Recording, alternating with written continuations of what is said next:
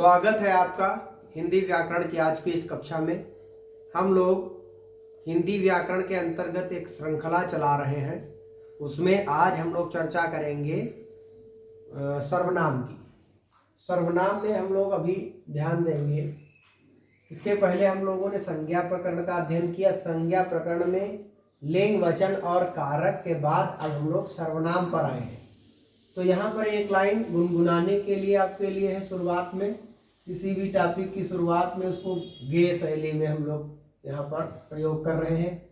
तो संज्ञा के बदले जो आए, मित्रों सर्वनाम कहलाए। संज्ञा के बदले जो आए, मित्रों सर्वनाम कहलाए। अब ध्यान देंगे, एक गद्यांश हमने यहाँ लिखा है आपको समझने के लिए। गौरी एक परिश्रमी लड़की है। गौरी प्रतिदिन स्कूल जाती है। गौरी का छोटा भाई दिनेश है। गौरी के पिताजी वकील हैं। गौरी से सभी प्रेम करते हैं। अब इस गद्यांश में आप ध्यान दीजिए कि यहाँ पर क्या दोष हो रहा है। इस गद्यांश में गौरी संज्ञा या गौरी शब्द जो है बार बार आया है। देखिए यहाँ पर ध्यान देंगे, गौरी शब्द का बार बार आना, एक गद्यांश में एक शब्द का बार बार आना पुनरुक्ति दोष कहलाता है। तो ये दोष ना होने पाए तो इसमें हम लोग क्या सुधार करेंगे कि ये वाक्य एकदम सही बन जाए। तो गौरी एक परिश्रमी लड़की है। और अब हम यहाँ पर गौरी की जगह लिखेंगे सर्वनाम। पहले संज्ञा था और संज्ञा के बदले हम प्रयोग करेंगे गौरी एक परिश्रमी लड़की है। अब गौरी की जगह वह सर्वनाम प्रयोग कर देंगे। वह प्रतिदिन स्कूल जाती है। अब यहाँ पर गौरी की जगह हम लोग लिखेंगे, गौरी की जगह लिखेंगे का छोटा भाई दिनेश है। का किसका? उसका। यहाँ पर लिखेंगे उसका, उसका छोटा भाई, उसका छोटा भाई दिनेश है। अब गौरी के पिताजी वकील हैं। अब यहां पर क्या आएगा? के, किसके? उसके। ध्यान दीजिए, देखिए उसके पिताजी वकील हैं। उसके पिताजी वकील हैं। अब है किससे सभी प्रेम करते हैं? गौरी से सभी प्रेम करते हैं। अब किससे? उससे। उससे सभी प्रेम करते हैं।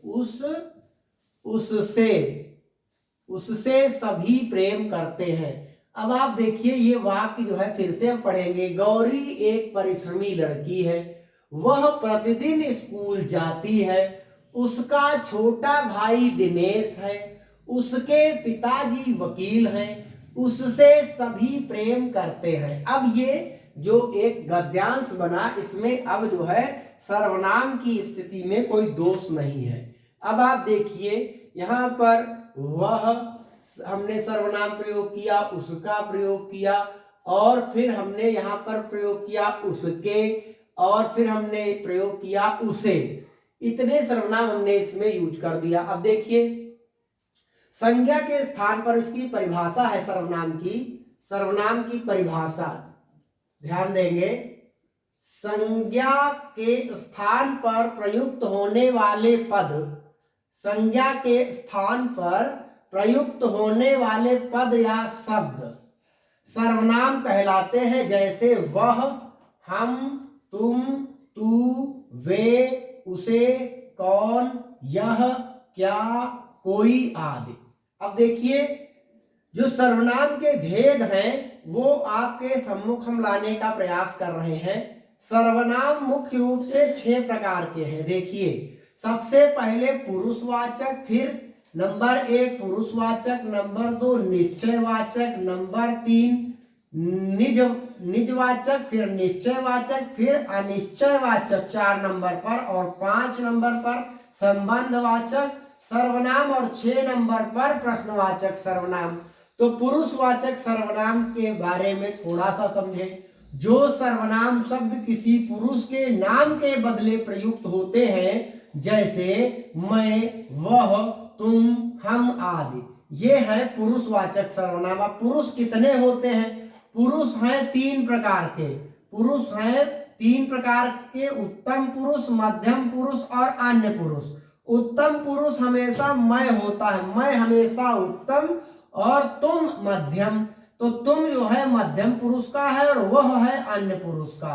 तो पुरुष 3 हो गए, उत्तम, मध्यम, उत्तम पुरुष, मध्यम पुरुष और अन्य पुरुष। तो उत्तम पुरुष में मैं, हम दोनों, हम सब, और मध्यम पुरुष में तुम दोनों, तुम सब, और उत्तम और मध्यम को छोड़ दीजिए, बाकी सब वह अन्य है। अब यहां ध्यान देंगे, सर्वनाम जो है अगला आया निजवाचक सर्वनाम।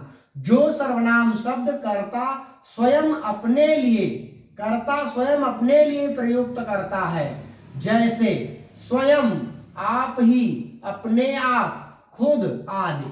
तो मैं आप ही बोले जा रहा था, मैं आप ही बोले जा रहा था, मैं अपना काम स्वयं कर लूंगा, मैं अपने कपड़े अपने आप धुल लूंगा। तो ये क्या है? ये सब अपने आप ही, फिर क्या नाम, स्वयं और खुद इत्यादि जो शब्द जहां प्रयोग किए जाएंगे वहां निजवाचक सर्वनाम होगा। अब है निश्चयवाचक सर्वनाम। निश्चयवाचक सर्वनाम का तात्पर्य यह है जहां निश्चयात्मकता का बोध हो, जहां निश्चयात्मकता या निश्चयात्मक का बोध हो, वहां पर क्या होगा? निश्चयवाचक सर्वनाम होगा। जैसे यह मेरा घर है, यह निश्चित है कि यह मेरा घर है, यह मेरी मेज है, निश्चित है, ये मेरा मार्कर है, ये निश्चित है। तो कुल मिलाकर के जहां पर निश्चयात्मकता का बोध होगा वहां पर निश्चयवाचक सर्वनाम होगा। अगला है अनिश्चयवाचक सर्वनाम। अनिश्चयवाचक सर्वनाम में देखिए, अनिश्चित प्राणी, पदार्थ अथवा वस्तु के बदले प्रयुक्त किया जाने वाला सर्वनाम शब्द, जैसे कोई और कुछ। तो कोई आएगा किसी व्यक्ति के लिए और कुछ आएगा किसी वस्तु के लिए। तो जैसे दरवाजा खटखटा रहा है, देखो कोई आया है, दरवाजे पर कोई है, दरवाजे पर कोई है, देखिए ऐसे कोई प्रयोग होगा व्यक्ति के लिए। अब दही में कुछ काला काला है, दही में कोई वस्तु है, दही में कुछ काला काला है, अरे कुछ ले आओ खाने के लिए। कुछ, देखिए कुछ जो है कोई वस्तु है, तो वस्तु के लिए कुछ, तो कोई या कुछ जहां प्रयोग होगा वहां पर अनिश्चयवाचक सर्वनाम होगा। अगला है सर्वनाम संबंधवाचक सर्वनाम। संबंधवाचक कैसा होता है? जो सर्वनाम शब्द दो सर्वनामों में परस्पर संबंध का बोध कराते हैं और प्रधान वाक्य को आश्रित वाक्य से जोड़ते हैं, वे संबंधवाचक सर्वनाम कहलाते हैं। एक बार और देखेंगे संबंधवाचक को। जो सर्वनाम शब्द दो सर्वनामों में परस्पर संबंध का बोध कराते हैं और प्रधान वाक्य को आश्रित वाक्य से जोड़ते हैं, वे संबंधवाचक सर्वनाम कहलाते हैं। जैसे जिसकी लाठी उसकी भैंस। अब जिसकी और उसकी, तो ये संबंध स्थापित करा रहा है कि जिसकी लाठी उसकी भैंस। जैसा बोओगे वैसा काटोगे, जैसा बोओगे वैसा काटोगे। तो इसमें इन दोनों वाक्यों का संबंध स्थापित कराया जा रहा है। तो जैसे जिसकी है, जैसा है, उसकी है, वैसा है इत्यादि जहां प्रयोग होंगे वे संबंधवाचक सर्वनाम कहलाएंगे। अगला छठा और अंतिम है प्रश्नवाचक सर्वनाम। प्रश्नवाचक सर्वनाम, जो सर्वनाम शब्द प्रश्न के रूप में किसी संज्ञा शब्द जैसे व्यक्ति, वस्तु या पदार्थ के स्थान पर प्रयुक्त किए जाते हैं, उन्हें प्रश्नवाचक सर्वनाम कहते हैं। जैसे अगला फिर से देख लीजिए, जो सर्वनाम शब्द प्रश्न के रूप में किसी संज्ञा शब्द मतलब व्यक्ति, वस्तु या पदार्थ के स्थान पर प्रयुक्त किए जाते हैं, उन्हें प्रश्नवाचक सर्वनाम कहते हैं। जैसे देखिए, देखो बाहर कौन आया है, देखो बाहर कौन आया है, आप क्या मांग रहे हैं, आप क्या मांग रहे हैं इत्यादि।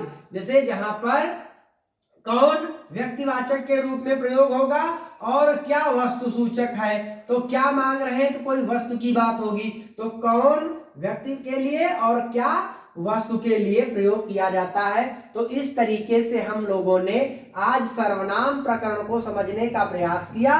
तो सर्वनाम का मतलब हुआ, सिर्फ सर्वनाम का मतलब यह हुआ कि सर्वनाम वे शब्द हैं जो संज्ञा के बदले प्रयुक्त होते हैं।